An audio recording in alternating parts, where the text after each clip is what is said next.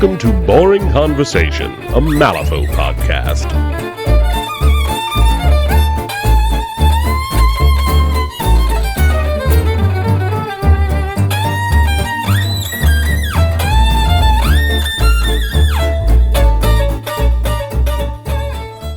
And welcome back to Boring Conversation, everybody. Today we've got a pretty cool episode ahead of us. We actually have some European guests on. That'll be the first time that we've had any international guests on the podcast. And we're going to be talking about a recent tournament that they had towards the tail end of GG2. This being the start of GG3, being that it just got released just a couple of weeks ago. We're going to give some opening thoughts on GG3 and then some closing thoughts on GG2 at the end of the episode as well. But before we get into it, why don't we introduce our guests? So obviously, there's myself, Jesse, going to be hosting this podcast episode. And before we get going, I wanted to just bring up a couple of quick notes on some side projects that we have going on here at Boring Conversation, not Nastygram. Obviously, we have Jacob and Adam, who are frequent podcast guests, and they, as well as myself and a few others, have been starting to record a live play RPG session of Delta Green, which is not something that I've gotten a chance to do for many years. While I don't know that it'll be on the podcast, Jacob does actually have a podcast feed called Nastygram, which has a variety of live play RPG groups, and there are going to be more coming up all the time. So far, they have a Star Wars arc. They've had, I believe, a Monster of the Week arc. They've had a D&D arc, and there's going to be quite a few more to come. So I'll make sure to include a link to that in the show notes. Additionally, and I have mentioned this in a few other spots, but we do have a tournament coming up in the convention coming up in the New England area pretty soon here. It's going to be called Armourcon. Armourcon is going to be held the week of October 14th to October 16th, 2022. It's going to be held in Marlborough, Mass. I'm going to be running Malifaux events on Friday, Saturday, and Sunday. Friday, I'll be doing a Henchman Hardcore, and then a Bonanza Brawl, the new format that was pioneered by the Schemes and Stones folks. And then Saturday and Sunday, we're going to be doing a 5-round, 50 stone gaining grounds 3 tournament. So keep an eye out for more details there. It's fairly close to the airport, so if anybody's thinking of flying in, it would be a great opportunity to meet and greet some of the folks in the New England meta, and I'm looking forward to seeing a whole bunch of Malifaux played there. So that said, I'd like to welcome my guests. So first and foremost, we have Geir. Geir, why don't you say hello to everybody? Hello. Hello. And then Oyvind. Hi. Hi. And Lee. Hi, everyone. So we'll start from the back forward. Lee, why don't you tell us where you are and how long you've been playing Malifaux for? Hi, thanks, Jesse. I'm just based outside of London in the UK. Wondering probably why I'm on a Norwegian tournament podcast. I'm sure we'll come to that in a bit. I've been playing Malifaux since first edition, tail end of first edition. I didn't play a lot of 1.5, but played a lot of 2, and have been playing quite a lot of 3. I've hosted podcasts in the past, a Bitefaux podcast, which was a basic tips and tricks for second edition, which I did with another colleague, and I've hosted a number of tournaments as well in Surrey in the UK. But I'm thinking I'm up to about 5 tournaments now, which is usually Bitefaux something. Been enjoying the community in the UK for a long time now. So fantastic. Yeah. And I'm curious, what was your introduction to tabletop war games? So I played a lot at school, a lot at college, played a lot of Blood Bowl, played a bit of Necromunda, dabbled with some of the larger games, but like most people, probably fell away when I started work and university or whatever. And it was in 2009. I had an itch to scratch about getting back into wargaming, and walking past a GW store, I think I bought a White Dwarf. First one in years, and I'd seen that Space Hulk had just been re-released, and I thought, perfect, that's exactly what I'm looking for to get back into wargaming. But GW, in their infinite supply chain issues, printed probably about 3 copies worldwide. It seemed I didn't manage to get one, but the desire was there. So I then just started researching skirmish games, small model count games. Skirmish game wasn't even a term at that point. Malifaux came up. Really randomly, somebody locally to me was selling some on eBay. I bought a crew on eBay from a guy a few miles away who, because he was coming out of the game, his only other opponent therefore didn't have an opponent. So he said, "Do you want me to make an introduction between this other guy?" And that was it. So I met this other guy. We started playing, and I've been hooked with Malifaux since. So I've played other games. I've gone back, dabbled with others, but I now compare everything to Malifaux, and Malifaux is my number one game. So Very good, very good. How about you, Oyvind? Hi, yeah, I'm from the southern part of Norway, but I'm based out of Larvik, kind of southeast. We're 1.5 hour drive from Oslo.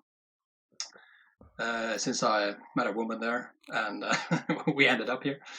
How I came to know Malifaux is probably around 2009 as well. At the time, I was just also looking for some skirmish games. So a little bit similar journey to Lee, actually, because I started with role-playing games in the mid-80s with some friends. We did that through high school, and then we all kind of just left hobby for about 10 years. Came back when my brother, actually I have a younger brother, he got into Warhammer Fantasy Battles. I helped him paint some stuff, and then I was kind of hooked, so I got my own army. And when Warhammer Fantasy Battles died at some point, then we were looking for other things, and Malifaux was one of them. So I've been on and off since first edition, not really competitively until second edition. Joined a couple of UK nationals in the past, just for the fun of it. I've been lucky enough to have a brother-in-law that is into the game as well. Let's see if we can entice him to get really back into the hobby too soon. I think Cool, awesome. Short of it. And how about yourself, Geir? I haven't played for as long as these two gentlemen, but I started playing during the tail end of second edition. I've been playing a lot of war games before. I played Warhammer Fantasy from when I was about 10 years old, I think. And which was obviously very difficult, as all the rules were in English. And it's not my native language, as everyone can probably hear. But that was fun. I played until about 6th edition, I think, and then I took a break, came back for 8, stopped when the game stopped, obviously. Started picking up War Machine, played that for a while, won a few tournaments, stopped playing that. It was like, it's a fun game, but it's a very, very, what should you call it? It's one of those games where you just need to know everything, because otherwise you're going to get killed in a round. Mm-hmm. Yeah, that's what I've heard about it. Yeah, and I got kids around that time. I couldn't really keep up. It makes it hard, doesn't it? Yeah, come to find out. And then someone in our meta decided that they had a lot of Malifaux stuff, and they decided to give away crews to everyone. So we got a big play base starting. I don't think that guy who gave away those crews has played more than one game or something after that, but first one's always free, though. Yeah, first one always free. There you go. That's a fun thing. I didn't even buy anything after that. I just played with that one box. Or I have a room full of miniatures. I don't know. One or the other. 3 factions and counting, and yet I only play guilds ever. Yeah, I know the feeling. I've recently, I guess not even that recently, but kind of dipped my toes into 2 other factions, Thunders and Explorer Society, and I have definitely found that getting enough games in with all 3 factions is a challenge. So I'm kind of focusing on my Bayou as we move into GG3. Yeah. Cool. So I guess before we get into the meat of the episode, of course, we need to talk about what we're drinking. So today, where we're recording at about 10 a.m., which is much earlier than I usually start day drinking. But I figured I could balance that out by having a new batch of homebrew that I actually just made about 3 weeks ago. This is a session or low alcohol New England style IPA. So lots of tropical fruit flavors, not overly bitter. It only comes in at about a 3.8% alcohol by volume, so quite low. And I can probably afford to have a couple of these before the day is out. So, Geir, how about you? What you got? I'm drinking raspberry sour. It's a fruited kettle sour, which means that half of the people listening are probably going to stop listening to anything I say from this point on, and the other half are nodding approvingly. Yeah, tell me about it. We actually have I have a bonus episode lined up pretty soon where we're going to be recording a homebrewing and fermentation science episode with a listener. So I'm sure that we'll probably get about 10% of our usual listener base that trucks their way through that one. Should be very fun. very Bayou themed as well. Yes, exactly. And Oyvind, how about you? What you got today? Today I've got a porter. It's by a company called Nøgne, which means naked island in English. It's supposed to be dark, leathery, chocolate roasted, and it says dusk as well. I don't know how dusk tastes like, but it's supposed to be. Apparently, it tastes like that. This one, yeah. It's dark and really, really good. I don't think I can afford to have several pints because it's quite high in alcohol. It's about 7%. So if I get tipsy towards the end, it's okay. It's really good one. Good, excellent. And Lee, finally, how about you, sir? I've let the side down. Sorry, I'm drinking tea because I am British, and that's all we drink here. So, yeah, a good cup of tea and a glass of water. Yeah, I had a heavy night last night, so tea is usually about my speed this time in the morning, so I'm right there with you. Yeah, indeed.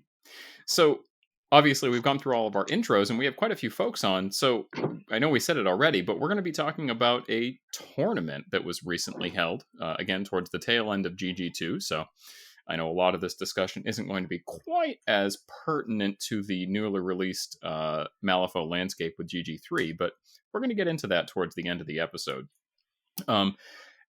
Geir, if you'd be so kind, and Oyvind as well, maybe tell us a little bit about where the tournament was held, and tell us a little bit about the format.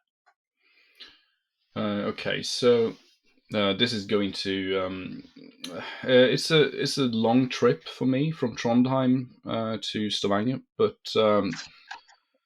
I mean, for an American, it's probably not a very long trip. I mean, you guys drive like 12 hours to tournaments and stuff like that, but for Lee from England, it's probably longer than his entire country. But yeah, we took a plane down and made it a weekend. Played 3 games on the Saturday, 2 games on the Sunday. Yeah, fun trip, nice people. Fantastic. And it looks like you had it was a single master format, and 50 stones. Is that correct? Yeah, that's correct. Great. And you didn't use any other hiring restrictions such as bans or limited or anything like that, right? No, it was just single master, which in the UK seems by far the most prevalent. I don't think I've actually come across a dual master tournament ever. And I think that carries over to some of the guy, the host of the tournament, Rolf, who couldn't be here today. I've known Rolf now for sort of 3 or 4 years. He's come over here for some games, so I think you guys borrowed probably a little bit of the format from maybe us, just borrowed, lifted the entire format, whatever you want to call it. I think I don't think I've ever played any other format in Norway than what's normally played in the UK. To be honest, No. Yeah. I think we basically just copy you guys. Yeah, but the tournament itself was held in Stavanger in Norway. I don't think that was mentioned. Southwestern part of Norway. Yeah, and it was in a really nice community hall. That in Norway the communes have access to sort of community halls for free, which hosting a tournament is fantastic. Very well stocked with kitchen, table chairs. Exactly as you'd expect, but about 100 yards from the host's house where I was staying, so it was even more of a draw for me.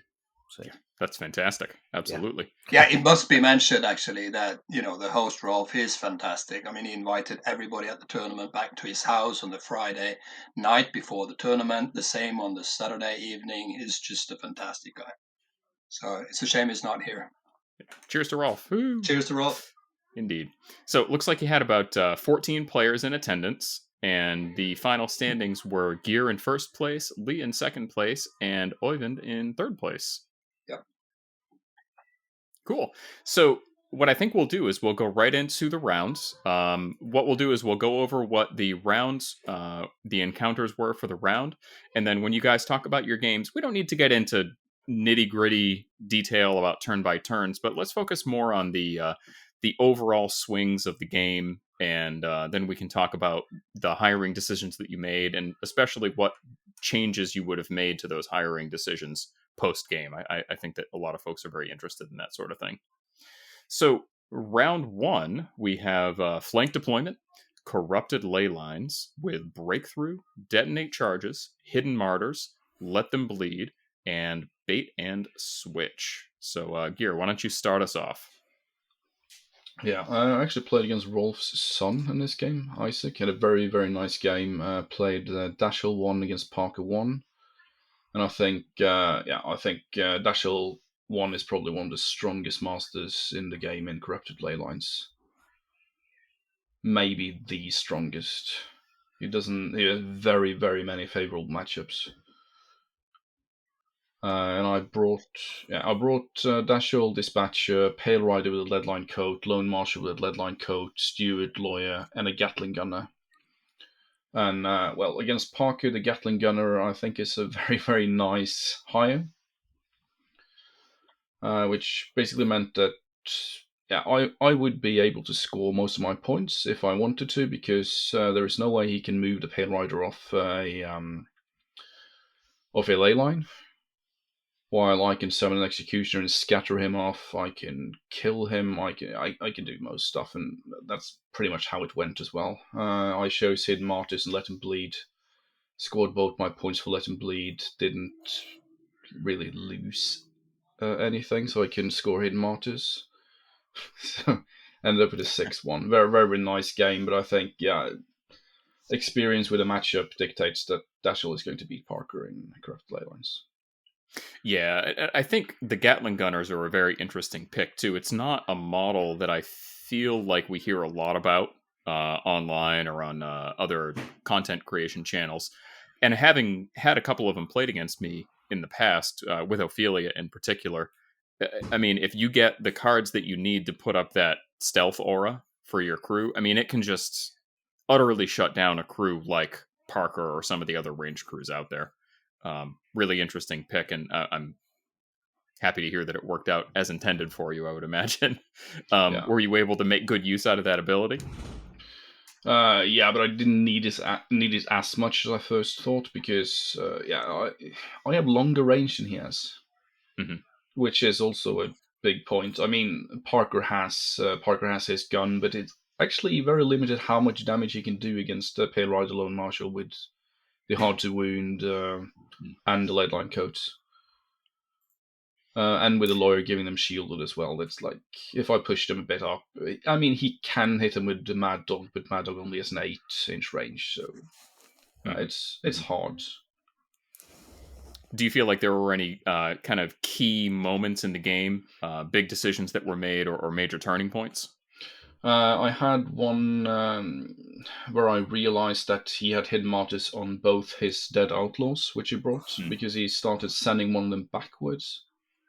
So I managed to summon an executioner, double ride with me up, after I killed the first dead outlaw, of course, double ride with me, charge him into the second outlaw, and kill him in one turn as well. Because, executioners with ride with me, with ski markers to eat off a trail of gold, they move quite fast, it turns out. Yeah, I mean, being able to kill both of his martyrs targets in one turn, that's a huge swing. I mean, that's 2 points right there. So, yeah, big play for sure. And so, obviously, the round turned out pretty well for you with a 6-1 win. Is there anything that you feel like you would have done differently that round? Or are you pretty happy with how things played out and the crew that you took? Well, I don't think I could have chosen... I'm not sure I could have chosen schemes all that differently, because I'm not going to pick detonate charges against Parker unless I'm entirely sure that I can put 2 ski markers down in a single activation. But that means I have to bring a false witness or sly, I think, and that's going to be a tell against better players. They know I'm going to detonate charge at that point. And same with breakthrough as well. It's going to be hard against Parker, I find. Yeah, it's pretty much off the table for sure. So I don't think I may have missed it, but what were your hidden martyrs picks? My Gatling gunner and my lawyer, I think it was. Maybe it was a steward. Wonder.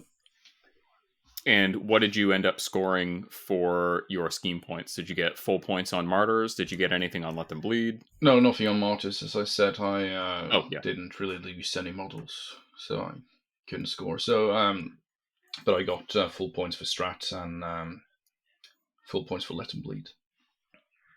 Very good, very good. And you were pretty happy with the crew that you took?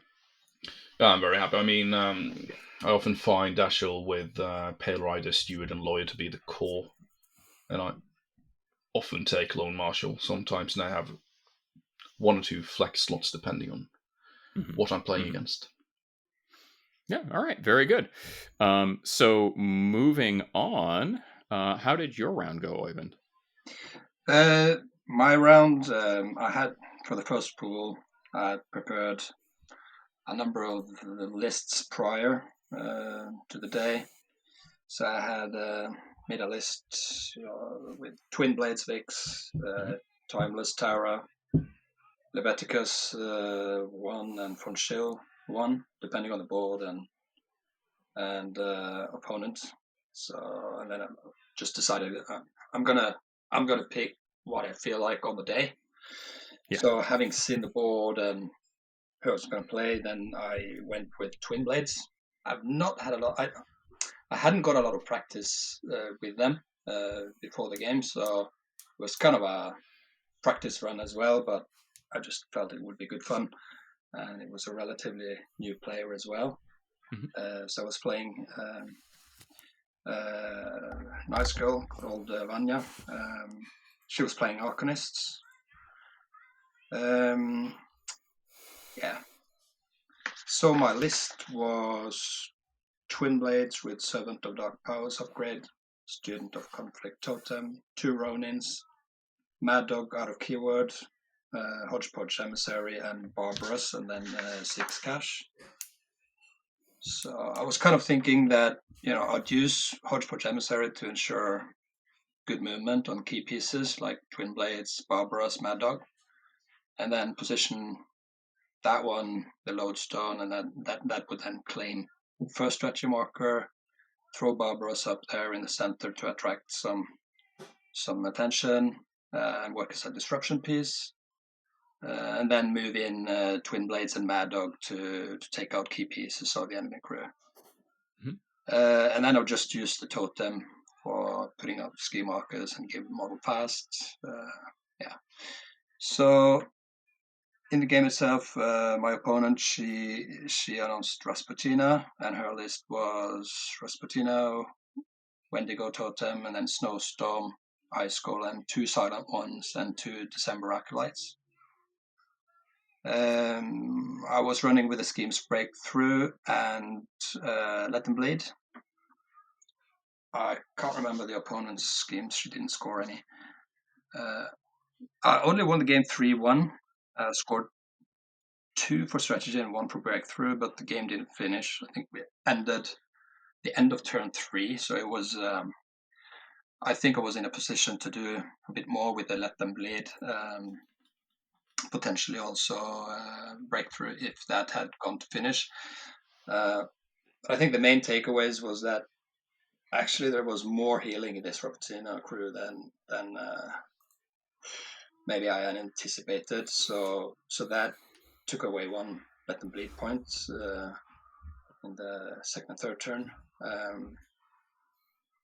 Barbaros didn't perform as well as I'd hoped. I will think that, post-game thoughts, that I actually positioned him a bit badly in the beginning. So that's likely a positioning mistake from my part. But it was his flank deployment made it a bit difficult to find an optimal start position for him to disrupt in the center. But anyway, I think I should have chosen differently. I think that. So he ended up not really doing a lot, but he did attract some attention. Vixen. What do you think you might have taken instead of Barbaros?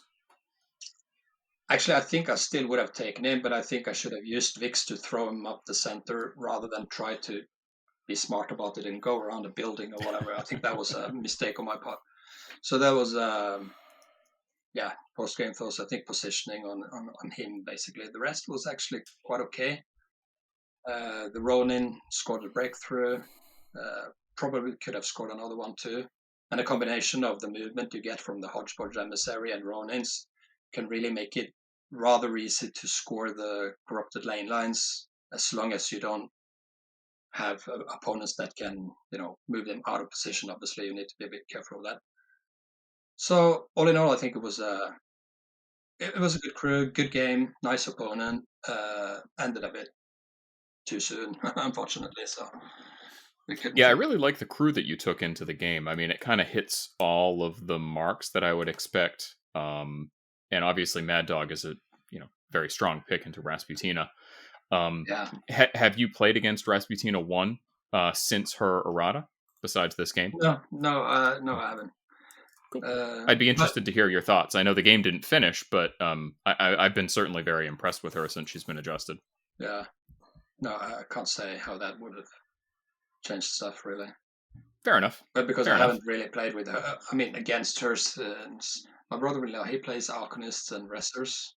I play, for the most part, Outcasts and also some Ten Thunders. I have a few other crews as well, but mostly Outcasts. And Raspi hasn't really been in play for quite some time. So, it will be interesting to get a new game against her. Yeah, definitely. Yeah. Cool. So, Lee, let's move right on to you. How did your game go? So my first round game was very close. In fact, it was a bit of a theme for most of my games at the weekend. We'll come on to a couple that weren't. I'm sure Geir will enjoy telling you about one that wasn't quite so close. But I took Zoraida 1, and my reasoning. I'm not very good at looking at strats and schemes in advance. I am very much sit down at the table. What do I fancy? I'm very much. I can't think too much about Malifaux. Probably just don't have the in-game intelligence. But I took Zoraida 1 because I'd been playing a lot of Pandora, so I wanted to give Pandora a rest. So I took a Zoraida crew, and in fact, to digress, my suitcase only allowed me to take a very small bag of miniatures. So I had 3 masters with the bare bones. So most of my lists, as you'll see, there's not a lot of change. But I took Zoraida, and I took Juju, 2 Silurids, Will-o'-the-Wisp, Adzi, Hinamatsu, and a Bayou Gator. It was a pretty standard list that I took. As I say, every time I played Zoraida, I think I pretty much took that as a core just to try and get used to it. And I was up against Brewmaster 2, which was my first game against Brewery 2. So instantly I felt Pandora would have been by far the better choice with all the conditions flying about. But I held on for a win. I'll be honest, I cannot remember now what I took, but looking at it, I'm pretty certain I would have taken Breakthrough and Hidden Martyrs, because I'm sure, like everyone, we have favoured schemes, right? My biggest take from the game was that Wandering River Monks are horrible. I didn't. Fermented River That's Monks. true. I You take mean the it. fermented river monks? Fermented River Monks. Yeah, fermented river. Yeah, so I just didn't realise how hard they are to chop through, and I'm quite an aggressive. I'd like to think quite aggressive. I want to kill stuff, and they just didn't die. Despite whatever I threw at them. So yes, that was a really big take from the game. But I was playing Lars in that round.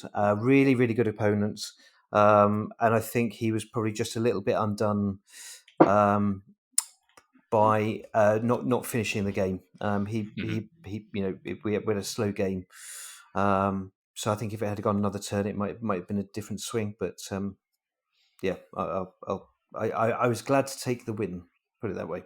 So Yeah, Brewmaster 2 is definitely a master that thrives if you can get into turn 4 and 5. I mean, by that time, he's just managed to ping down your models to death, and he might have had a difficult time catching some of your faster models, like your Silurids, but the rest of it probably just would have gotten slowly melted with poison and tipsy slides. yeah, and not knowing the crew I was facing, I hadn't played Brewery 2. I was putting things into matchups that shouldn't have been there. So it was, it's good. It's all, Malifaux's always learning. And yeah, so. But I think the first time you meet him, Brute, it can be a hard lesson. My first lesson as well was pretty hard with Brute, and when I was facing Lars as well, actually. And but second time it was better, because then you know what you need to do, and maybe change your crew around a bit. Things so. It is pretty good that you. I have to say, I have no idea how you won playing against Brewmaster 2 for the first time. No, that's really good. And I mean, Lars is a good player as well. Plays him very well. And a fun fact is also we went 4 people from Trondheim down to Stavanger, and Lee played all of us during the 5 games. Yeah, This was the first one. Strong meta as well. So they were all really hard games. Really mind-melting games, but that's good. Cool. So that's how we wrapped up round 1. Moving right into round 2, we have Corner, Break the Line, with Breakthrough, Assassinate, Hidden Martyrs, Catch and Release, and Bait and Switch. So we'll just go right back to the top. Geir, tell us a little bit about your game and what you took. Okay, so usually as a guild player, I hate symbols of authority the most, but after looking at the package, I was pretty sure that this was going to be the hardest game. Corner, Break the Line. Horribly difficult to play as guild, I find. And because it's hard to go wide enough, and it's hard to give enough support to your wide models to actually score enough and break the line. So because of that, I decided to do a test run with my good friend Ole before we went down. And I played Hoffman 2 against Seamus in that test match. And I went down to Stavanger and I drew Ole. So I played Hoffman 2 against Seamus 1 again in the tournament. But I think the list was a nice one. I brought a Hoffman 2 mechanical attendant, peacekeeper, Melissa Core, metallurgist, guild lawyer, mobile toolkit, and 3 watches. That's an interesting group. I like that. Yeah, I think Hoffman 2 really makes the watches shine. Yeah, for sure. Oftentimes you'll see a watcher in a crew. Rarely 2, and I don't think I've ever seen 3, but I can definitely see playing them in this pool. And maybe just kind of bring me up to speed. Why would you say that Hoffman 2 really makes the watcher shine? Because they can actually go wide. if you spread out some of the pylons a bit during the first turns, you can go a little wider with them, I find. Then you could, in corner it's probably not that big of a difference compared to Hoffman 1, but usually, for example, in standard deployment, you would need to keep them quite close to your master at the start of the game, while here you can spread out a bit more. Yeah, that makes good sense. Yeah, and that makes you can actually make them a turn faster in certain circumstances. It looks like you took this game 7-4. So 7-4. any highlights of the game, and what'd you score on? Highlight of the game, I think, was when he has teleported in Seamus to take a shot at something in my crew, and Hoffman was standing. I think let's say that first. I think very many people look at Hoffman's laser and think that's all he is. And it's super good. No questions. But he has much more in his arsenal as well. So I managed to actually bulldoze him across the table and charge into Seamus, and use his claw to place him, to stun him and place him inside of two of both Hoffman and a Peacekeeper, which meant that he was basically not doing much next turn either. Yeah, I think that was the defining point of the game. Yeah, and I think we missed what your opponent took, but I have on the sheet here Seamus with the Whisper, Copycat Killer, Madame Sybil, Bete Noire, Nurse, Rotten Bell, Dead Dandy, and Yin. Yeah, so it's pretty nasty list. It's a nasty list, and it can go wide as well. I think I managed to do some weird things with Melissa Core to stop Jin from scoring. Yeah, Yin's probably there's a lot of models and Rezzers that I really hate to see on their other side of the table, but it seems like every time one of my opponents takes Yin, she always does a ton of work. That is a tough model to deal with. It's a horrible one, and I think Bete Noire is hard as well. I think she's a sleeper. Yeah, and for sure. Also Madame Sybil in her new incarnation, I think is much better than people give her credit for. Yeah, I would tend to agree. She's certainly worth her points, probably more than worth her points in the Seamus group, without question. Cool. Yeah. And which I may have missed it, but which schemes did you score on? I actually scored Breakthrough, which I think is super hard in. I think should be super hard in Corner, especially with Hoffman. But it's not that hard because you can push the pylons and drop ski markers, and you can move a watcher or two in to score. Sure. And did you score both points on that? Yeah, I scored both points on that, and nice. I scored one hidden martyrs. I think it's hard to score more than one hidden martyrs against Seamus. Yeah, because he's going to kill one target and he's going to kill the other one. Yeah. Once the second target is revealed, it's pretty much dead at that point.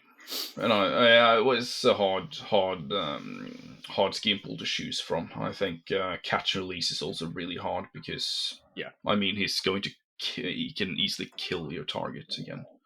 And if you're unlucky, he's going to kill it before you reveal the first point, then you lose both.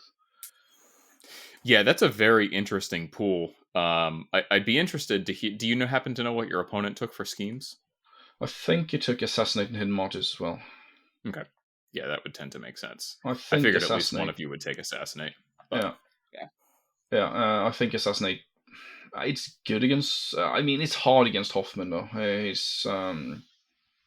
If I stone for negative damage, it's probably not going to do all that much. Yeah. I think if anybody can do it, it's probably going to be Seamus, but it is a risky pick for sure. Yeah. Cool. I hate playing against Seamus, but it went well.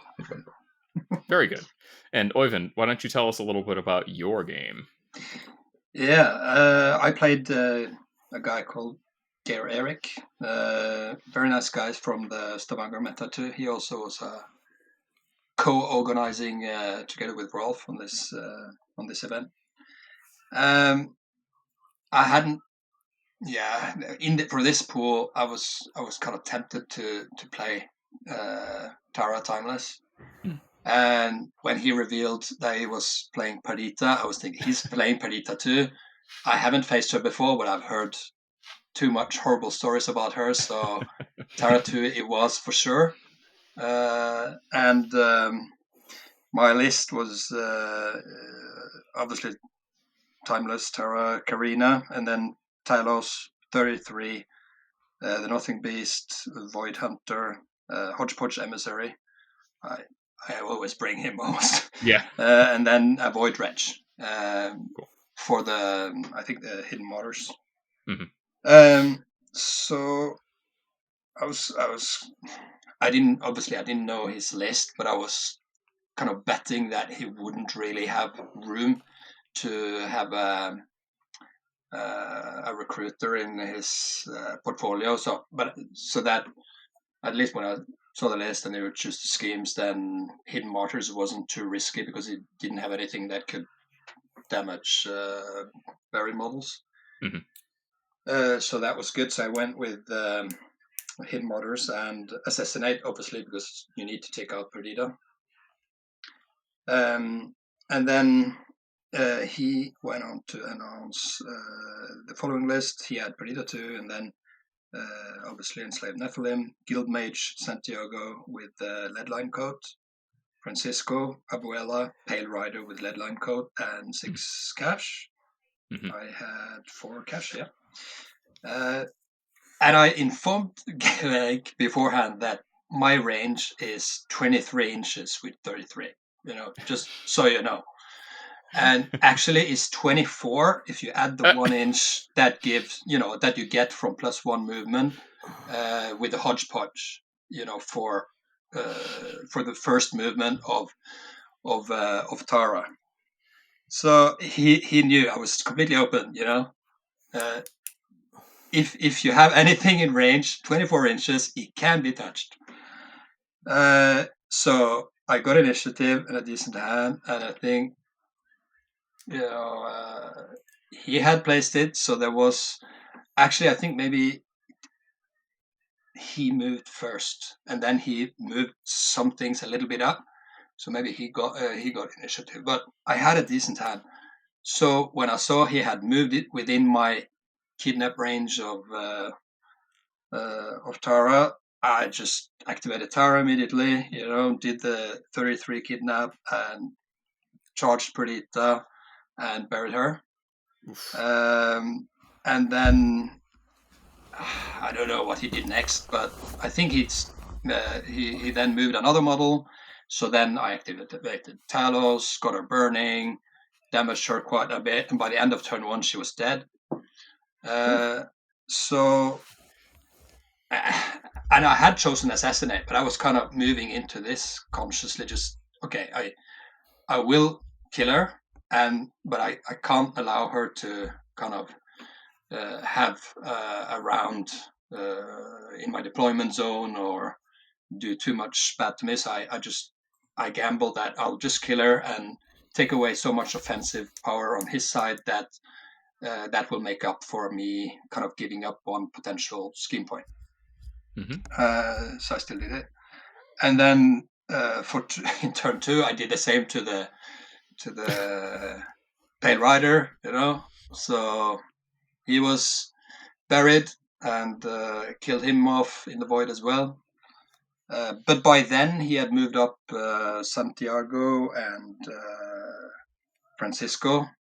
Francisco managed to take out, I think, Talos after that.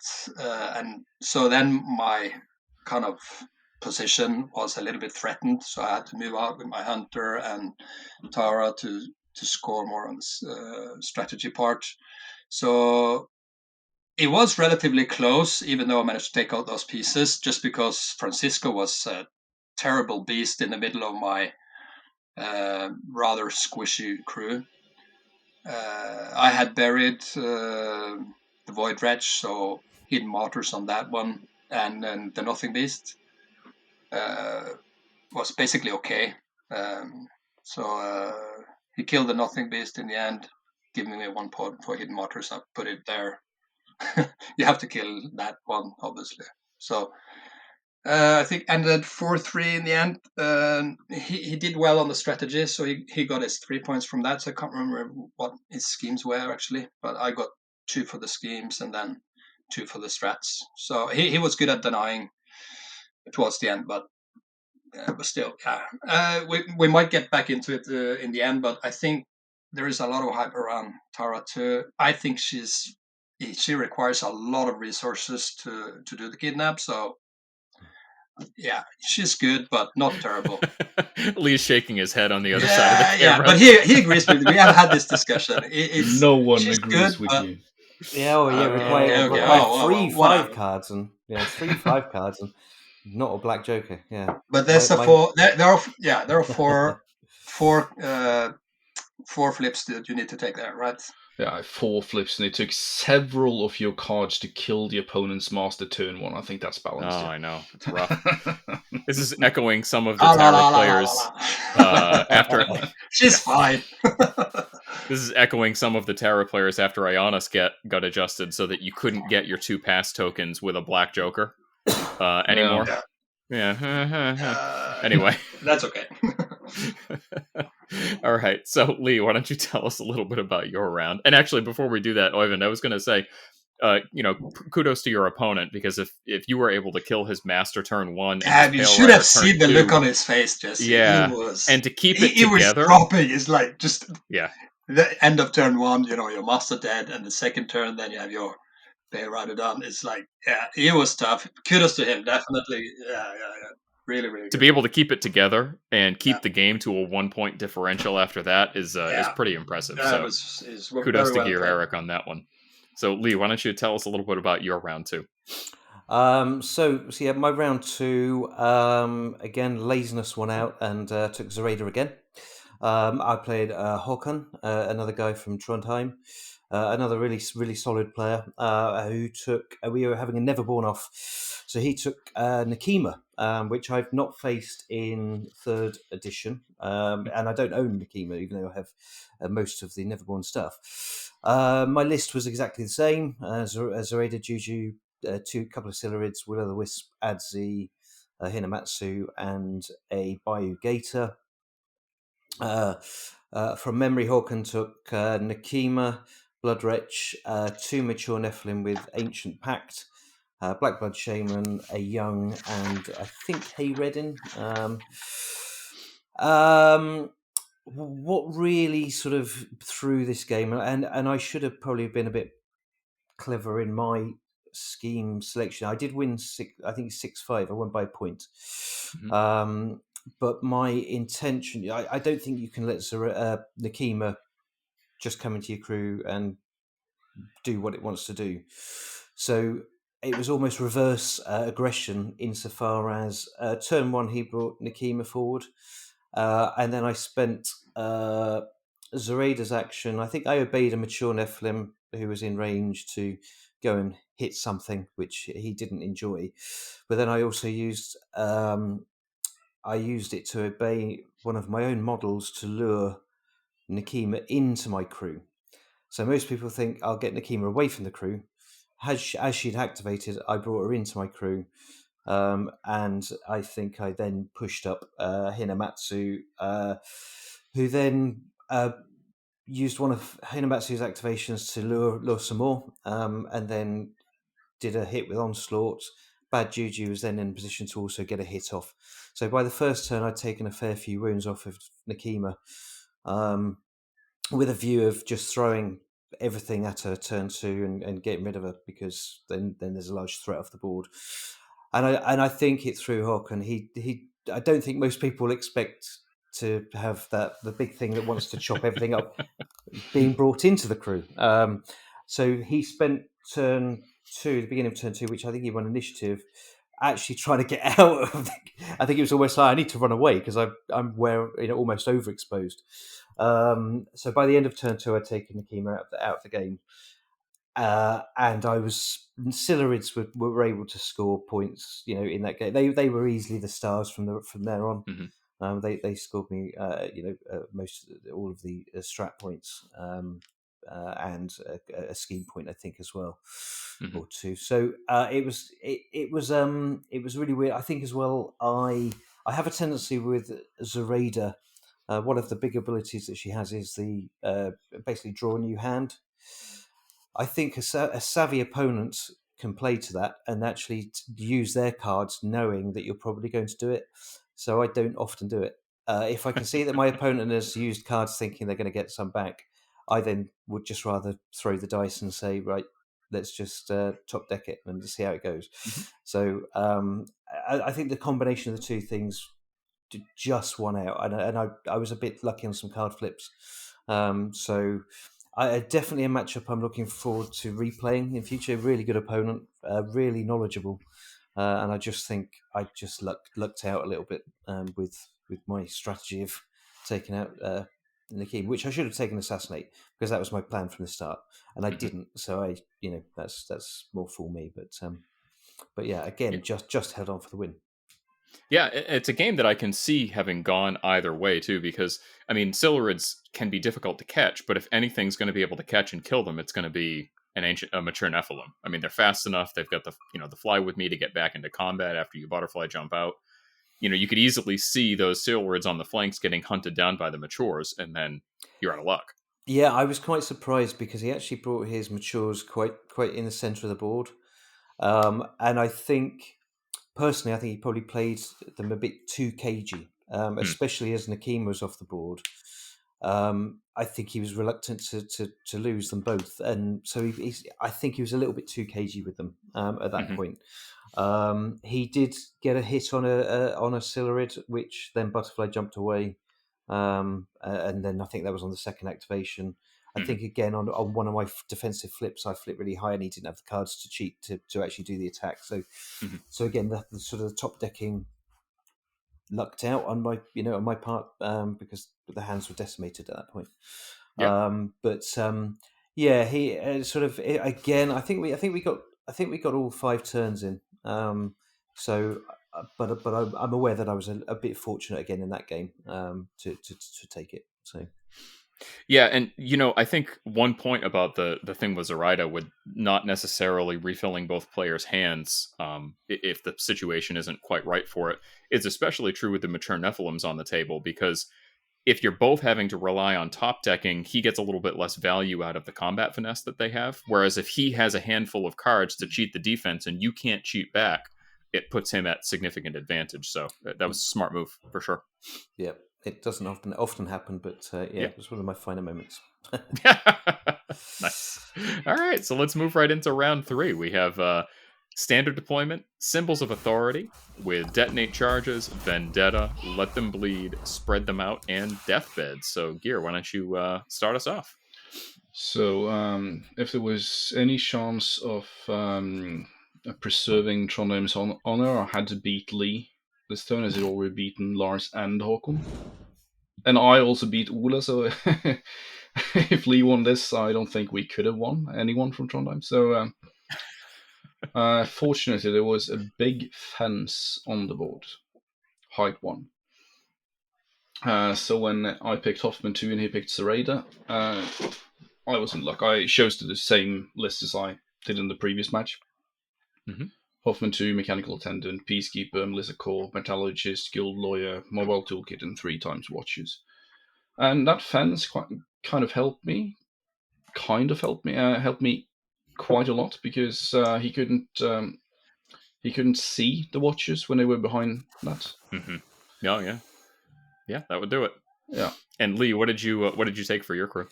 So I've as we were just talking about that game, I've just remembered that I probably haven't got this entirely, but I did change up my Zoraida crew a little bit for this one. I took Dreamweaver because I was trying to make use of Scrap, which I knew would be on the table. Widow Weaver, right? Yeah. Widow, yeah, Widow Weaver. Sorry, yeah. Yep.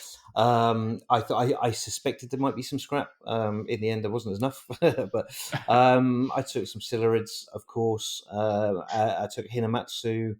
Adzi, Will o' the Wisp, and I think I might have squeezed in a Wicked Doll, but which Geir, can you remember if I? Yeah, I you did. He actually stopped one of my watches for a turn or something because I couldn't do any actions. Yeah. Yeah, so it was a little bit of a breakaway, just trying to make it. I'd played against Hoffman too a couple of times against a local opponent, and I found it's probably one of the stronger matchups for Guild against Neverborn. The only real thing that we have of dealing with sort of with armor in a good way is Dreamer, I think. But I didn't take Dreamer. Dreamer wasn't even in Norway with me, so I had to make do with what I had. So. Yeah, I can see that being a tough match for sure because, the list that you took, you didn't really have a lot of great ways to deal with that armor. I mean, you can do it with weight of attacks with Hinamatsu, but Juju really suffers to all that armor too. It takes a lot of wind out of it. Hinamatsu died turn 2. Yeah. Unfortunately, my opponent knew which piece to take out early. I didn't take Juju. But it was one of those matchups that Juju didn't make the lineup because I took Widow. Are you sure? That's it. I'm fairly. Yeah, I don't think I took Juju in that one. Maybe I did. But I think my mind's just tried to erase the game. Thanks, Geir. So I guess we didn't really say, but how'd the game turn out? Yeah, I won 6-2 in the end. Yeah, it was a close 6-2 as well because I was struggling. Geir really showed why. I think you are probably top player in Norway, and it showed. He knew his crew. He knew what he was doing. As I sort of opened up within the first round, I look at a board and just think, I'll play that, and it does backfire. This wasn't necessarily that scenario because I didn't have the thing in my disposal anyway. But just some of my in-game choices were wrong. But that's fine. There was some good learnings. And actually, I should have. I've been thinking. So talking about trying to forget it, I've been playing over the game in my head ever since. And what I should have done, I think, is lured the Peacekeeper right into my crew.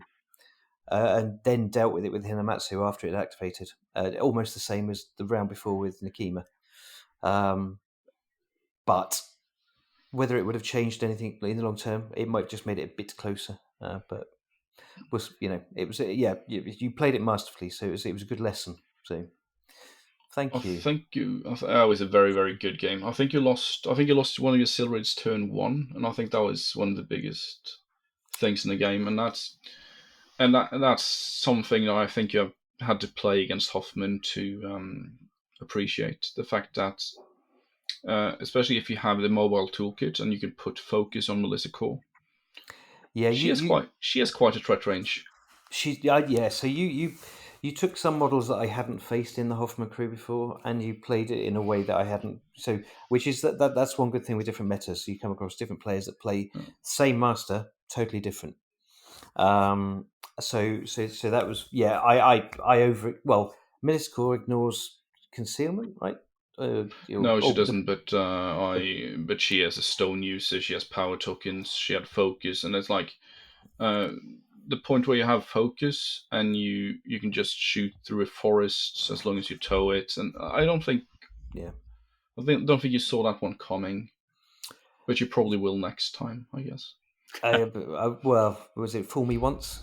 There's a fair chance. Shame on me, but yeah. Nationals top table round 7. Yeah, let's see. You have to be going, yeah.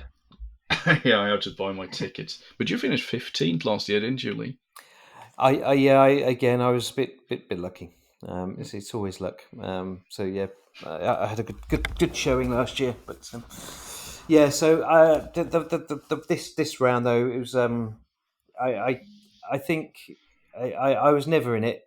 From losing a Silrid to turn 1, losing Hinamatsu early turn 2. At that point, it just felt like a slog. But yeah, it was.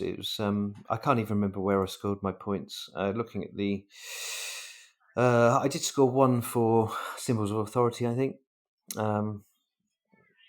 But I can't remember. Let's see.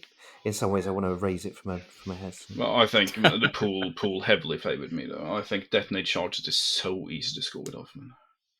Yeah, he's very strong for sure. Very Yeah, strong. it's a good And, platform for sure. Oh. Cool. So let's move on to Oyvind. How did your round go, sir? It went well, but it was actually a bit lucky on my part. I was playing the tourney host Rolf, and he played wrestlers, and I was facing Kirai, Envoy of the Court this time. But since this was symbols, I chose Tara again, the original this time. So Tara, Karina, Scion of the Void, 33, the Nothing Beast, Hodgepodge Emissary, Ionis, and Seville Host on Cash. He was playing, Enemy of the Court, Ikario, Datsuba, Guaisin, Lost Love, Enslaved Spirit. 2 of them. 2 Seishin, Madame Sibel, and then Enslaved Spirit 3. Did he have? Maybe he brought 3 of them. I can't remember now. I think maybe he brought 3. And then Agaki.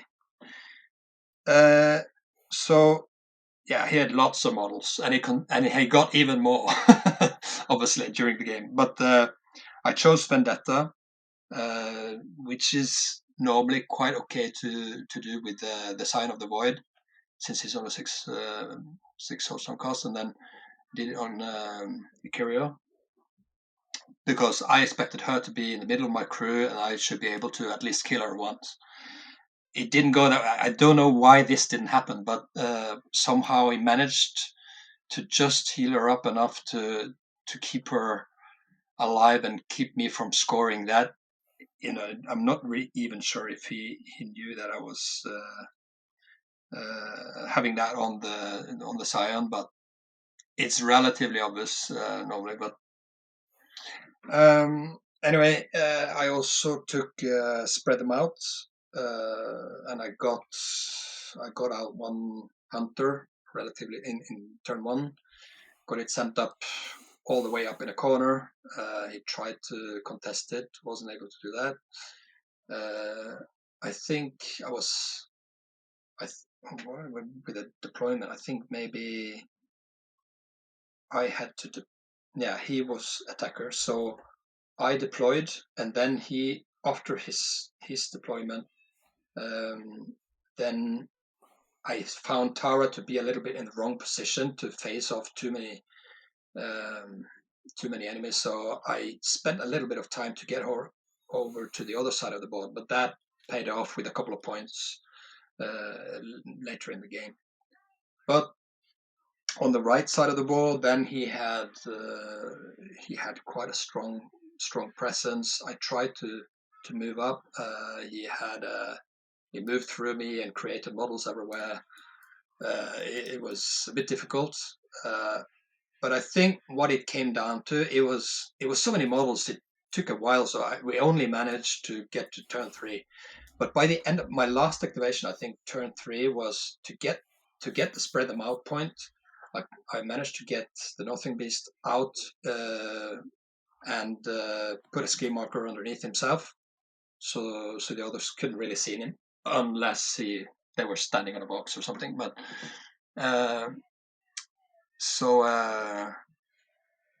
then I don't think he wasn't able to do anything with that, and in the end I won that game 3-2. But he also had picked spread them out, and the reason why he didn't score it was he believed that he needed to put the ski marker in my deployment zone, not on the enemy table half. So basically, it was just because you were so after the 3rd game, day 1, tired, and then he just forgot about it. So it would have been a draw, but he had the scheme wrong. So I think I just made one less mistake than him, and that won me the game basically. Yeah, and to your point about the number of models on the table, I mean, to start with 12 models on the table and then probably summon another, 6 or 7 more, at least. Yeah, at least 3. Yeah. Yeah, that makes for a long game. for sure. It does. So it's probably hard in those kind of situations to really finish the games, but if there's too many models, playing pretty quick. Yeah. For sure. What did you think of the Madam Sybil out of keyword hire? I've heard about that with Kirai too, but I haven't seen it on the table. It didn't really matter a lot to me. I wasn't really going anywhere with some of my key pieces were standing more or less in my deployment zone, like the Hodgepodge emissary, and he had things coming at it. It lasted quite a while actually.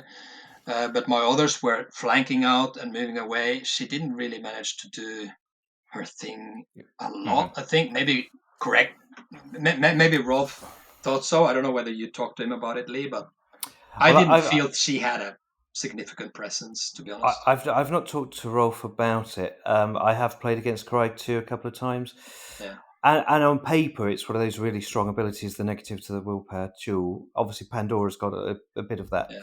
But it's a 1-inch bubble, I believe, on Sybil. Yeah. And I just think 1 inch on a 30 mil. Yeah. And I think it's just too small an area. And especially for me, because the important things for me is to just get out there, score symbols, and spread them out and things. Anyway, so it didn't really matter to me.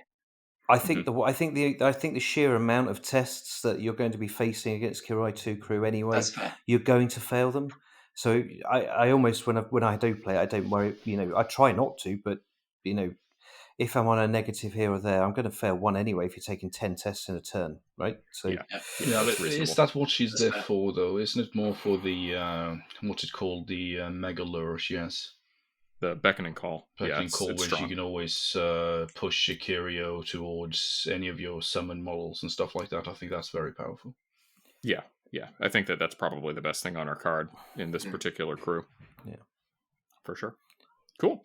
So that about wraps up round 3. Moving into round 4, we've got flank deployment, turf war, assassinate, deathbeds, catch and release, let them bleed, and spread them out.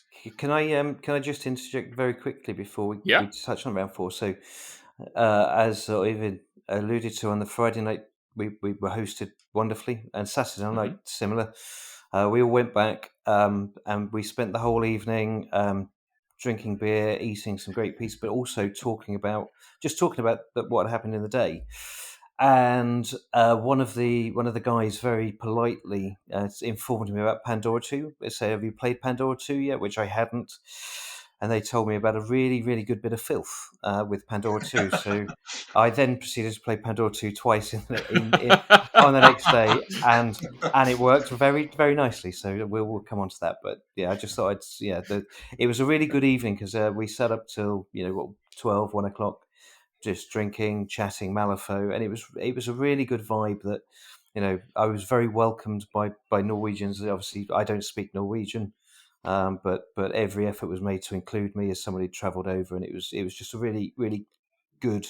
The whole weekend was like that, not just the Saturday night, but yeah, it was a really, really solid weekend. So that sounds wonderful. Definitely. Wonderful. It's really good. Cool. So round 4, we've got flank deployment, turf war, assassinate, deathbeds, catch and release, let them bleed, and spread them out. Geir and Oyvind, you guys got to play a game, did you not? We did. And I'm sorry for all Lee's opponents. I think it was I who told him about a wicked doll in Pandora. I'm very, very, very sorry. I should not have said anything. But yeah, I played against Oyvind. I think that was in many ways, even though there was a 5th round, this was probably the real final in many ways, because the one who won this would have won the tournament. Because we were pretty far ahead at this point. I obviously brought Dashel 1 because that's the one that's my comfort pick. I pick him when I need something safe, I think. He may not be the best in every pool, but he's one I know the best. And I think that's probably more important than actually theoretically being the best. And I think knowing we have played a couple of times or a few times, and obviously I know that Geir is a really strong player, so I narrowed it down to I should probably play Taro 2 or Levy for this matchup. I was a little bit afraid he was going to have a very strong tech against Tara, which he also did. So I chose Levy. He's still good, despite his entire keyboard being nerfed over a couple of seasons. He's still, I think, solid in a number of pools. For this one, yeah, basically just kill stuff and get the turf markers. But yeah, as the results will tell, it wasn't enough. It wasn't killy enough. Or basically, he was killy enough to some degree. It's just, new things keep popping up with, the Death Marshal Recruiter, just getting and guard models to take the hit and all of that shenanigans. You have to wade through so many things to really score anything or deny once the markers have been taken for the strategy. So it was tough. It was tough. The thought process was simple: kill stuff, score points. But yeah, didn't work that well. You flesh it out a bit, Geir, and I'll comment. Yeah, unfortunately, that thought process didn't work all that well against my thought process, which was not getting killed, which turned out to be better this time.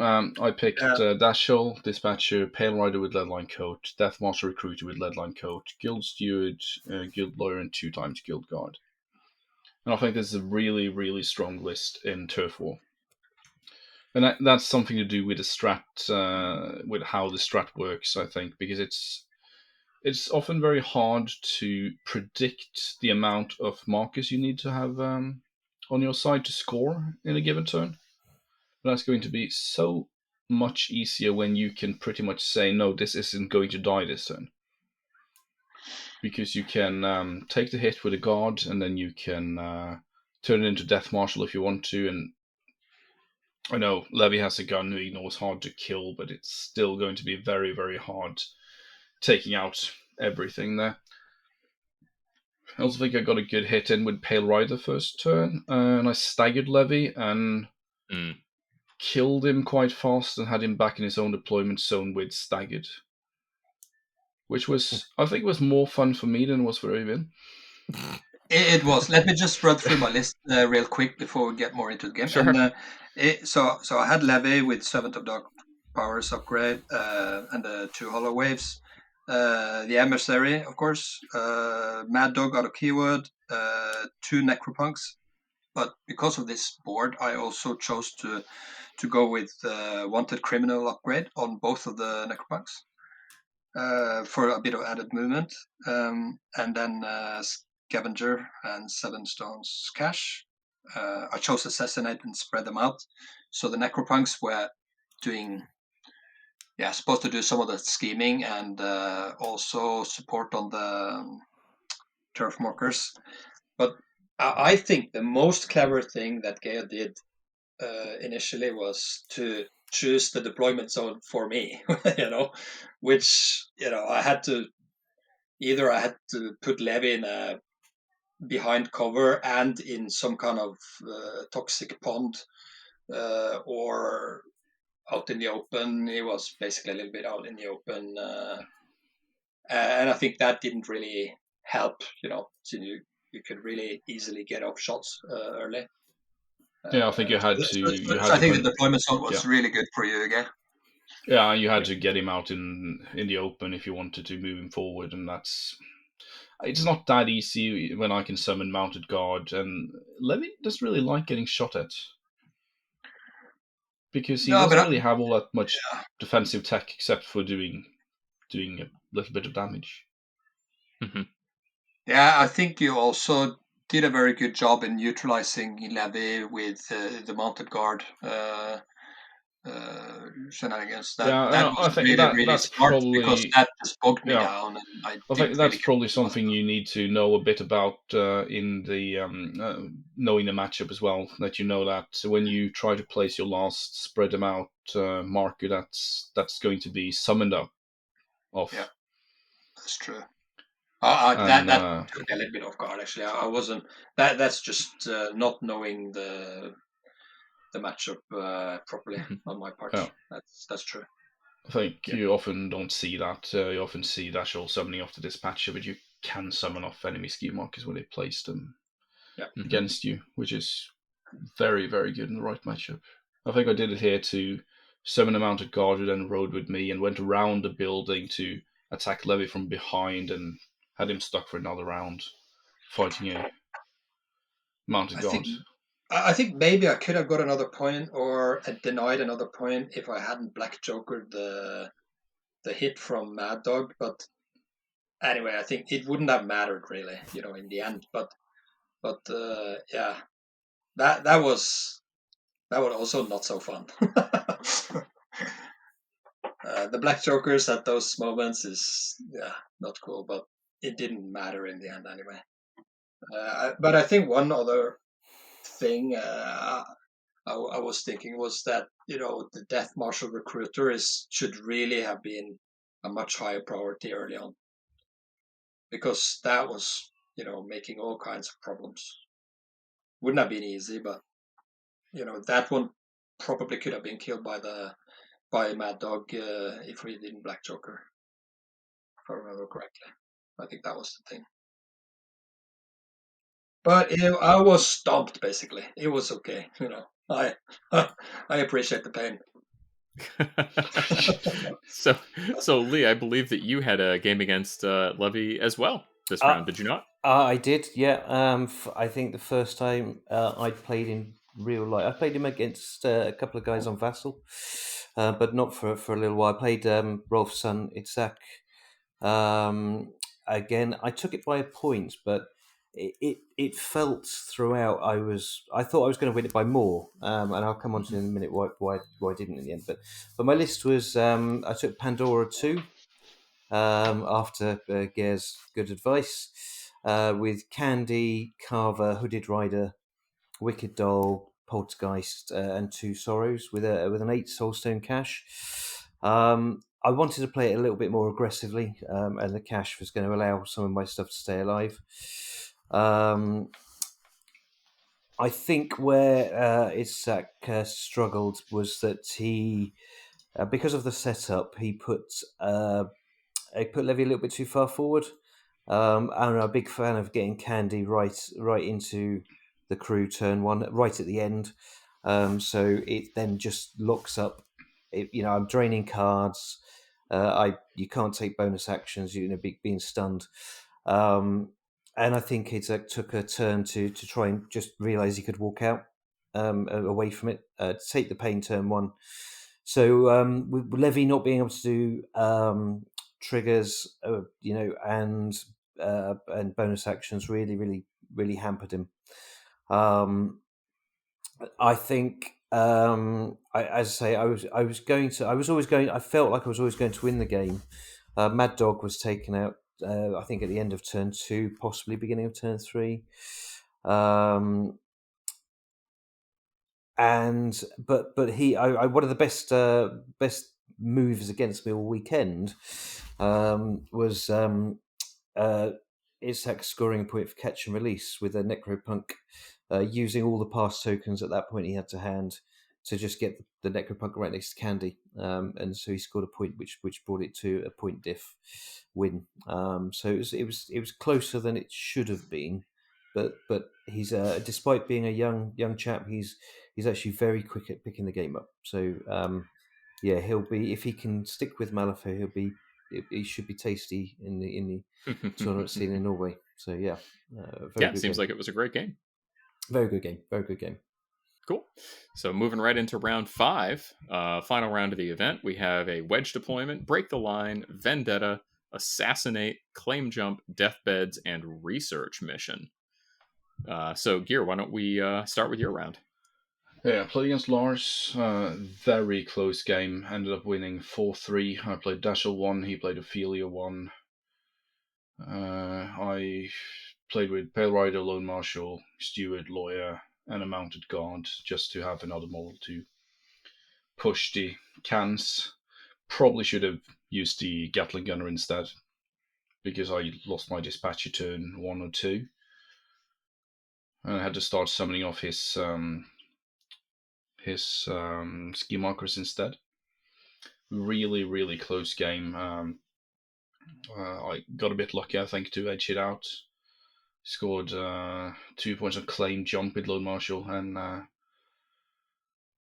and I scored 2 from the strat. He scored 2 from the strat and 1 from research mission with Bo Peep. Bo Peep is such a good model.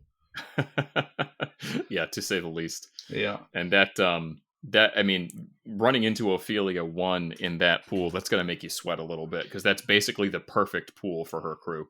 it is. Yeah, it is. Yeah, it really is. That's one of those games that she can win, 6 to 1 or 2 if things go her way. So yeah, that's a tough match for sure. I got a few executioners out, which helps a lot. Oh yeah. Cool. So big turning points of that game. Anything you wanted to point out? I played against Ophelia quite a lot, but I didn't think about the what's it called, the glass cannon or something, the one with all the shards. Yes. The fire. No, the bottle flinger, whatever it's called. That thing with the hazardous glass markers. No, it's one of her weapon upgrades. It really, really hurt, because I'd hidden all my stuff away, most of my stuff away that I didn't want to die behind a building, and she still managed to hit with stat 7. She's good.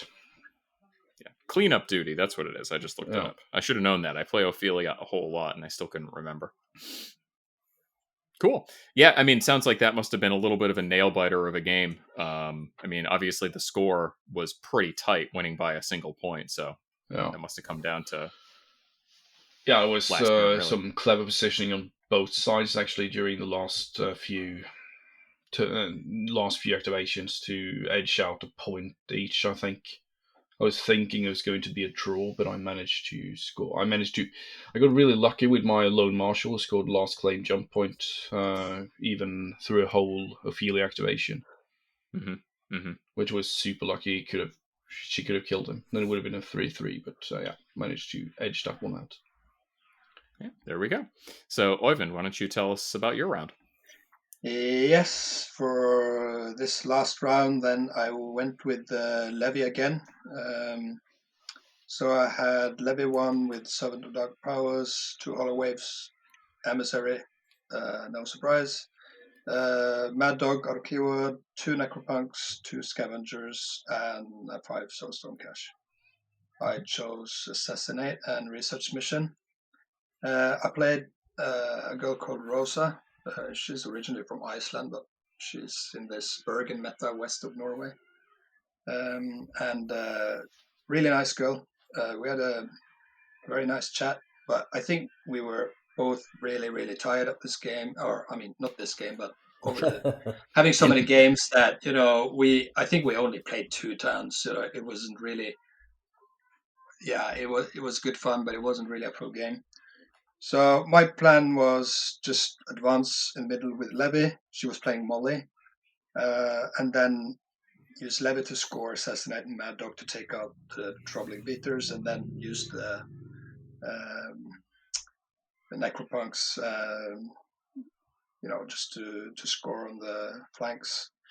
Her list was Molly 1, Necrotic Machine, the Forgotten Marshal with Whisper, Archie with Whisper, Rube Necromancy, 2 Kruligans, 2 Night Terrors, and a Rebel Riser. I don't think she had any cash, really. She had lots of models, and she summoned more of those Night Terrors as well.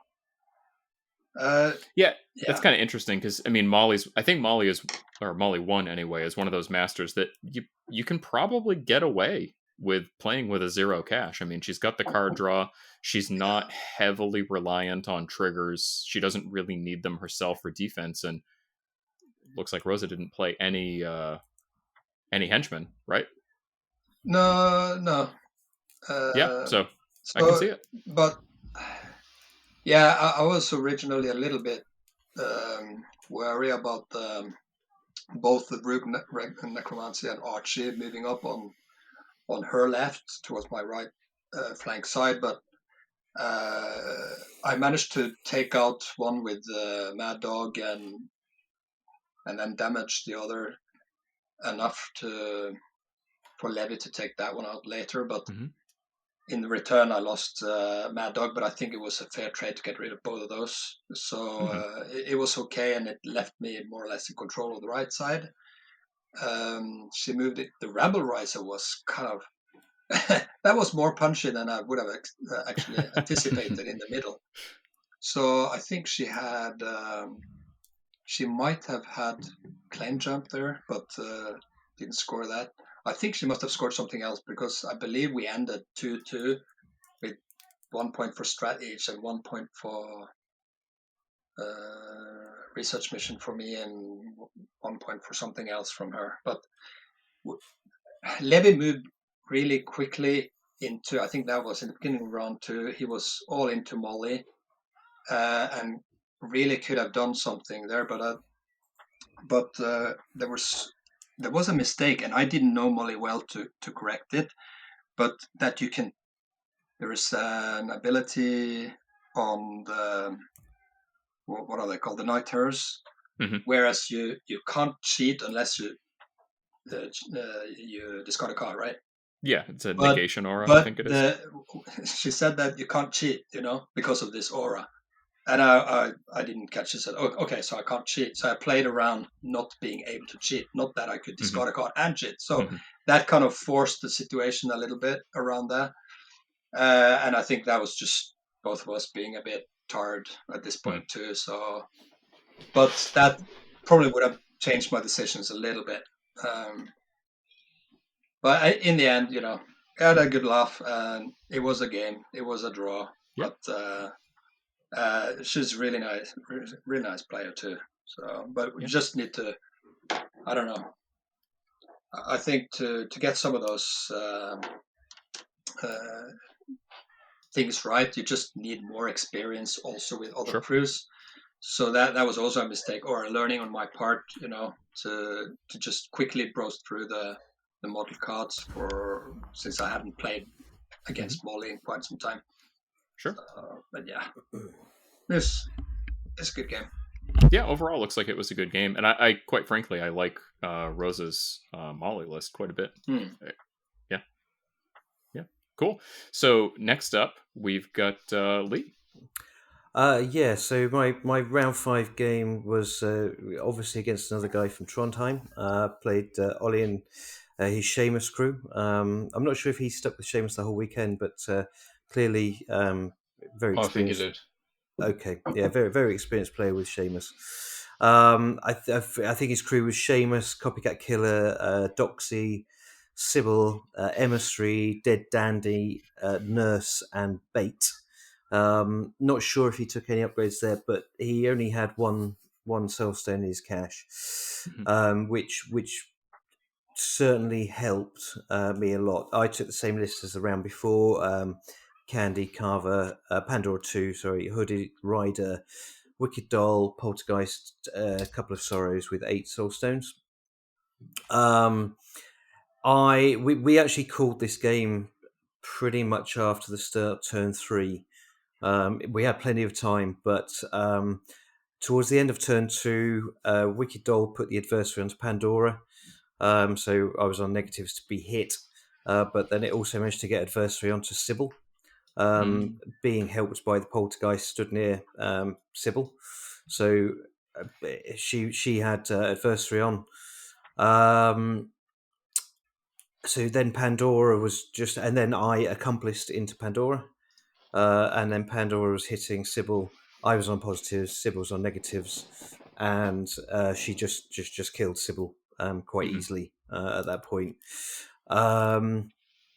On the other flank, though, where I was starting to get a bit fearful, Seamus, Bait, and the Emissary were right up into my rider's face. So it was going to come down really to initiative on turn 3 to determine whether the rider, and then if I'd have lost that flank, it would have totally changed the game. But my hand for round 3 was the Red Joker, 2 13s, 2 12s, and 11. Woo! Yeah, That's and crazy. Yeah, but not only that, some two or three of my I think the 13, 12, and 11 of masks.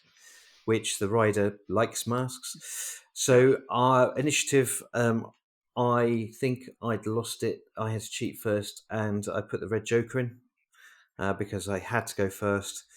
The rider then, who was at this point was engaged with Seamus, and the emissary and Bates were close enough. The rider did its bonus action. I had enough fate tokens to do the bonus action, hit all 3 of them.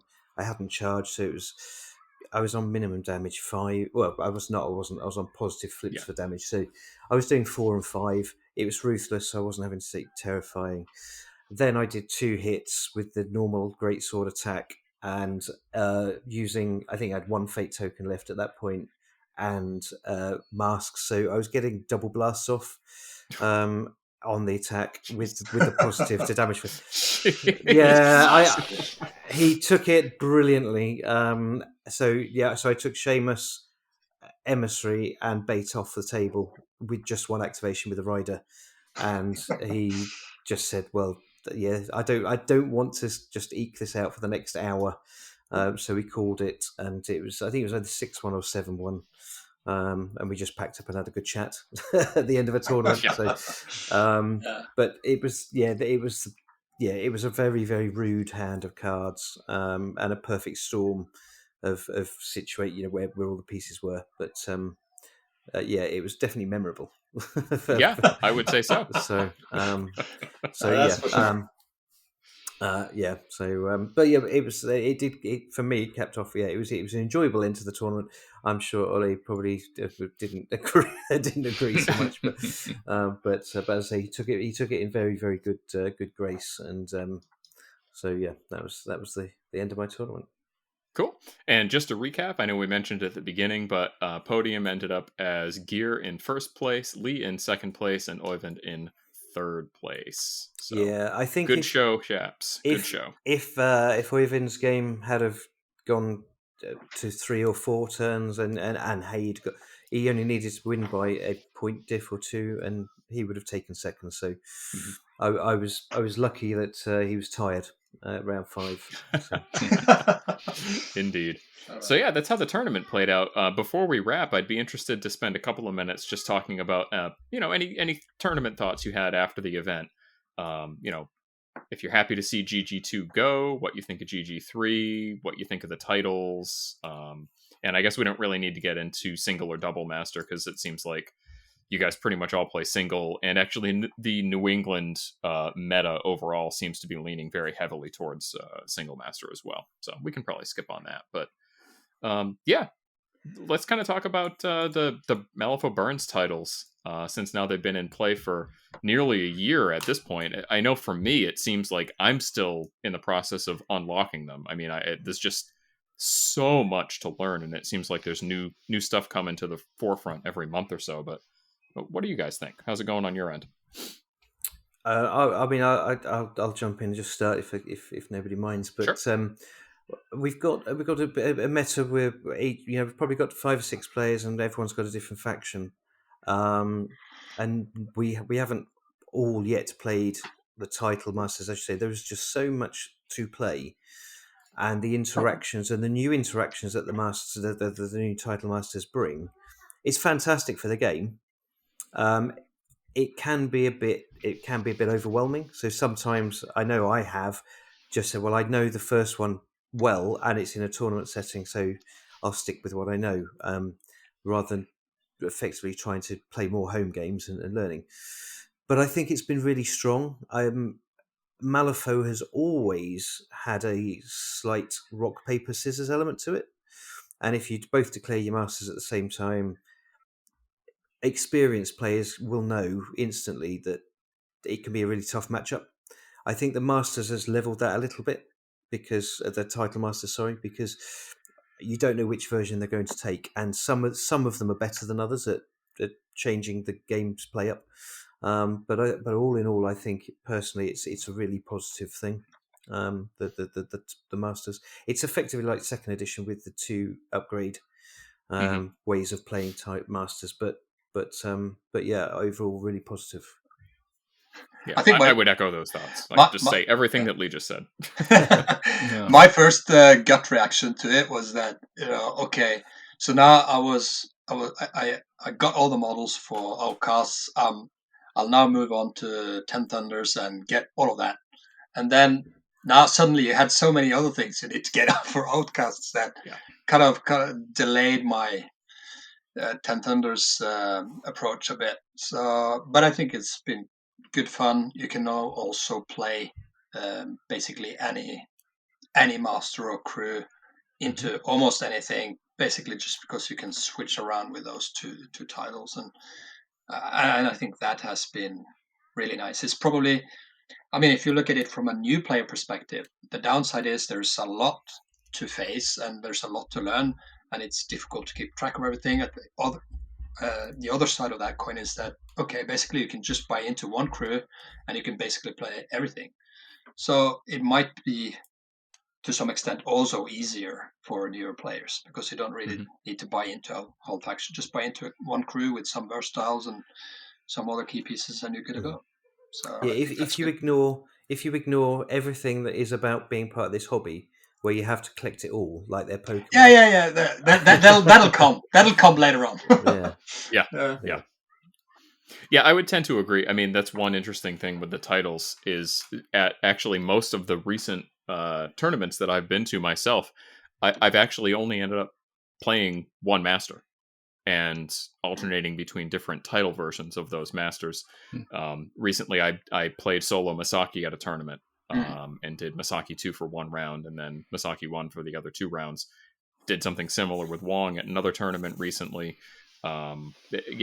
Suffice it to say, it's kind of cool because it allows you to drill down on one particular master, and in many cases the titles allow you to bring in models that maybe you haven't been able to play or bring in new play styles, so that it really gives you a varied experience and more of an answer to multiple pools. Ophelia is a great example of that. I mean, the difference between Ophelia 1 and Ophelia 2 you wouldn't think is so huge, but the title version can do pools that number 1 would never be able to do successfully. So very, very cool aspect of the titles. Yeah, I think there are several aspects to this. I think some masters got a facelift. I think, for example, I would argue Perdita 1 is arguably the worst master in the game. But you play Guild, you whine. I play Guild, so I'm biased, but I think she's not good at all. While Perdita 2 is really good, I find. You can easily play her and her crew. Now,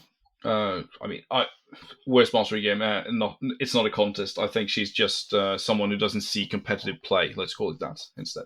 Sure. Perdita 1 doesn't see competitive play. So, Perdita 2 does.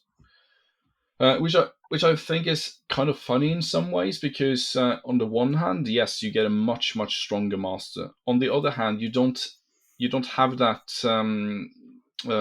uncertainty when someone declares Perdita, because you almost know that, okay, this is going to be number 2. That's fair.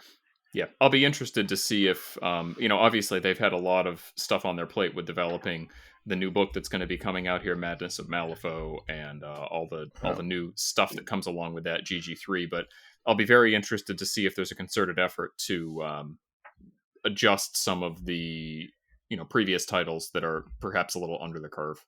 Yeah, we'll see. Yeah, we'll see. That's a big project.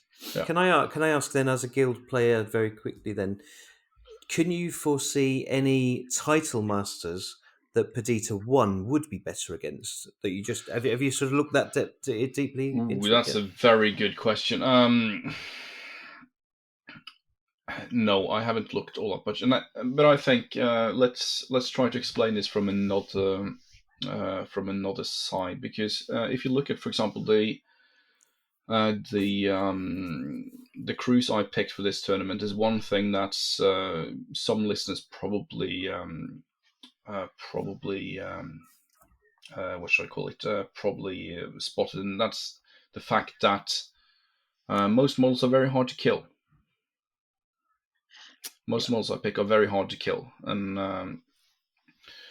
the biggest problem with Perdita 1 and her crew is that they are very easy to kill. And that's always a problem. her crew doesn't change in Perdita 2, though, does it? How did? No, it doesn't. But she can. She doesn't.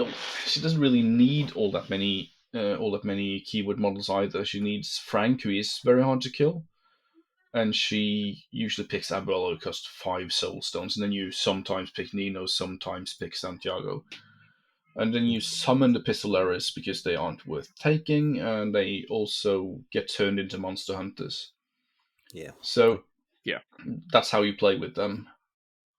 And Death But Marshal. the Yeah, big- I mean, previously, I mean, just to interject, I mean, with Perdita 1, you had a master that could do a ton of damage and wasn't very difficult for your opponent to kill in a whole crew of models that did exactly the same thing, and nobody brought any utility to the table. pretty And now much, all yeah. of a sudden, Perdita 2 brings utility to the table, covers the weaknesses of the crew, provides the card draw to take care of all the resource drain that the crew has, makes her crew a little bit more durable with some shielded, and just sort of fills in all those gaps to let the rest of the models do their jobs. I can't see any reason to take Perdita 1 at this point. No, pretty much. And I think that's something that is funny about Malifaux Bones, because sometimes that happened, that a keyword that wasn't used is suddenly being used because the title master is much better. But on the other hand, you have certain crews that I feel are better because they have the alternative, like you talk about with Ophelia 1, Ophelia 2. And I think that's especially true for certain masters where the opponent doesn't know what you're going to bring. Mm-hmm. For example, when Lee took Sereda against me, I had a feeling it was going to be number 1, but I think number 2 is quite good as well. Mm-hmm. Yeah, And I think just in haven't some tried it yet. I think in some pools, I had some Riot Breakers with me in my bag, and I probably should have taken one of them if it wasn't for the wall I was talking about, the height 1 wall that prevented at least the watchers from being hit. And I mean, he could have ensorcelled or bayed them away. Otherwise, I wasn't that afraid. And I figured, okay, I could probably bring a Riot Breaker. Sorry, I think the Riot Breaker only works against on his models. Okay, never mind. But the Riot Breakers only really work against Sereda 1. They don't do anything against Sereda 2. So I think that in some ways a buff. None of this makes any sense because the Riot Breakers are great against Sereda 2 as well, because you can't interact and move outside your activation. But yeah, that's true. Take it as an example that there are some times where you can pick models that would be a great counter against one of the masters, but not against the other title. Yeah, I'm about to play Sonya against Zareda, but actually I'm taking Sonya and my opponent's taking Zareda. So I've put a gunner in there, Gatling gunner, so he can't try and target my things from more than 12 inches away. So it will hamper the obey, hamper the bits and pieces. So yeah, but it wouldn't, if he took Zareda 2, it would be nowhere near as powerful. Obviously, it still shoots, but the main reason I'm taking it. So Now, when all these new masters was released, then most people won't have been able to play against everything, because there's just so many new things, so many new combinations and things going on. So the way I've seen it is just that you just need to know your own stuff better, and then in a tournament, yes, you'll probably face things you've never faced before, at least once or twice, or at least you might. So just knowing your own things. So before I was more focused on starting to learn more about the other masters and things, and now I've gone more back to just know your own stuff, and then let your opponent tell you the key things about their crew, and then just play that crew. Of course, the more you know, the better it is, but it's very difficult to have a comprehensive knowledge about every faction and every master and crew in the game. Also, you will have some surprises. Cool. So we got about 5 minutes left on the recording, so I'd love to hear just maybe some quick Gaining Grounds 3 predictions of where you guys think your faction and your favorite masters are going to fare. So, Lee, why don't you start? I'm going to actually put my hand up. I've had one game so far of GD3. My glance at it, I really think we need it. I really think it's time. GG2 had been little bit longer than usual. I think we had 18 months. Obviously, COVID probably accounted for some of that. But I think with the title masters in the mix, I think it's a perfect sort of effectively reset, and I'm really looking forward to. I primarily play Neverborn, so yeah, I think Neverborn are in a pretty good spot with it. First glance, so yeah, looking forward to it. Cool, awesome. And then Oyvind, how about you? What do you think? Well, Tara doesn't really like to see symbols go, but other than that, yeah, I just looked through I haven't been able to get a game in now during the holidays for the new Gaining Grounds, but from what I have seen, read up on it, they look. I like all of them actually, and I think Outcast have some play in all of these. Maybe I particularly like that Carver Path. It's kind of the supply wagon. If you remember that one from before, it's a bit similar, just better because you can't block it as easily with other models, etc. So I think that's one I like. In general, I think it'll be good and mix up things a bit. Great. And then Geir, how do you feel like you're going to fare in GG3? I think Gil is going to be good in GG3. I think Death Touch is going to be a beast in Garda Stash. I think that's going to be hard for people. You need to place next to the strategy markers, and then people will come and bury you.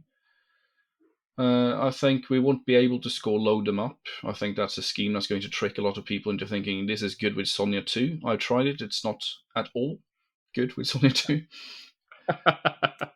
And then a hot take, last one, which I may be proven super wrong on, and that's the scheme Secret Meetup is the new runic binding.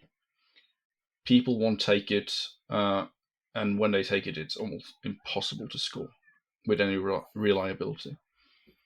So which one was that? Sorry? That's the one where you choose a terrain piece and then you choose two models and they have to like meet up near the terrain piece. Yeah, it's rough. Yeah, I mean, well, yeah, a lot of lures. That could you could actually score it. There are crews that I think can do it, but you're going to have to build to it. And there's a lot of risk on the table with your opponent maybe just not going close enough or having, terrain get in the way so that it's difficult for you to get that model close. And obviously you have to rely on both those models surviving. So it's a tricky one. There's a lot of pieces that have to come together for it. Yeah. And I would say from my perspective, I feel like the factions that I play most, primarily being Bayou and 10 Thunders, I think they're both going to do just fine. Bayou might be in a little bit of a tougher spot. The games might end up being a bit swingier just because a lot of the models tend to not be quite as durable. So my initial thought was that I was going to be spending a lot of time playing Ma Tucket and probably Zoraida. In this particular GG. I do think that they're both going to work, but I think the more I put some thought into it, the more place I can see for Brewmaster 2 and Ophelia in this one too, because they both have crews that can be fairly difficult to shift, which is going to be pretty key. So yeah, overall I'm feeling pretty good about it. And then in Thunders, they've got some great answers to, I think, most of the stuff that Gaining Grounds 3 brings. I can foresee myself playing a whole heck of a lot of Masaki and McCabe too in this season. Yeah, so, my initial gut feeling is that actually the game is an even better place for balance right now than it almost ever has been with the Masters and GG3 combined. So yeah, it's a good time to be a Malifaux player. I think my absolute favorite thing about Gaining Grounds 3 as opposed to Gaining Grounds 2 is that we're not going to see the super solo 4-point scoring models dominating the table, like the Despers and the Lucky Emissaries and the Silurids, where you can just take one or two of these models and basically guarantee that you're going to get 4 strategy points and maybe a scheme point out of them. It's really forcing you to utilize your entire crew instead of basically just protecting that one model and then scoring a ton of points. Yeah, I think that's a very good point. I played a few games, and especially in Garda Stash, you actually need more models to be able to score. I think that's going to see list building move in a little bit of a different direction. I think that's good for the game as well. It's really going to test people's ability to manage their resources too, their stones, their control hand. I'm very excited about that. Cool. And any other final thoughts? Yeah, I guess you're forced to move a bit more. More things will happen in the center line and up. So you can't just you can't be too focused on just staying in your own deployment zone or your side of the board. You need to move up there. Things will happen at the center and further into the opponent's side of it. Not that it wasn't in the past. It's just that before you could also score your own markers and things in your own deployment or your own side of the board, and that part is kind of gone to some degree now. Yeah, there's going to be a lot of denial, focusing on denial in this Gaining Grounds for sure. Cool. Well, great discussion. I'd like to thank all three of my guests for their time. I know we had, kind of a difficult time arranging multiple schedules across, 3 different time zones, but things came together, and I think this was a great discussion. So, without further ado, I'd like to encourage all of our listeners to keep their conversations boring and stay weird, folks.